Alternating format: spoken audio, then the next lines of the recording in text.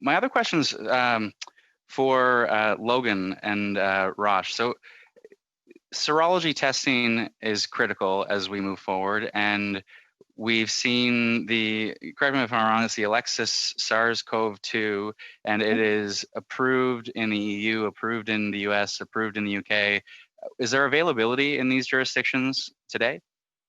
Yes, they're available in those jurisdictions, yeah. And the accuracy, remind me?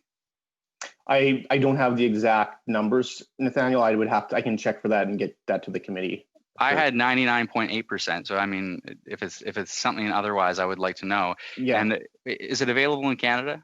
So we're waiting on the license from Health Canada. So we submitted about 3 weeks ago. We've seen in other jurisdictions it's typically taken about a month. So we suspect we will hopefully get it sooner rather than later. So you haven't seen processes in Canada be particularly slow in comparison to other countries? No, I think so what we saw with the molecular test, things moved very, very quickly, right? That one was approved on March 16th and was very fast. These ones with the serology test, there's been a little bit more of a delay. So, and I wouldn't say a delay, I think they're doing their due diligence on these ones. So it's nothing unusual that we've seen in Canada versus other jurisdictions at this point. Do you foresee any supply chain challenges with ensuring that there is great availability of these serology tests? We don't foresee any supply chain challenges with the serology tests at this time.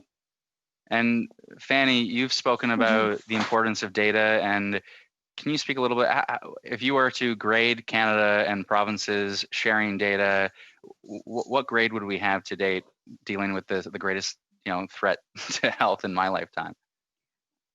If I were to do a scale of 1 to 10, I would love to say that we were on the upper edge of that, but unfortunately, I have to be honest, so I'll say a 6.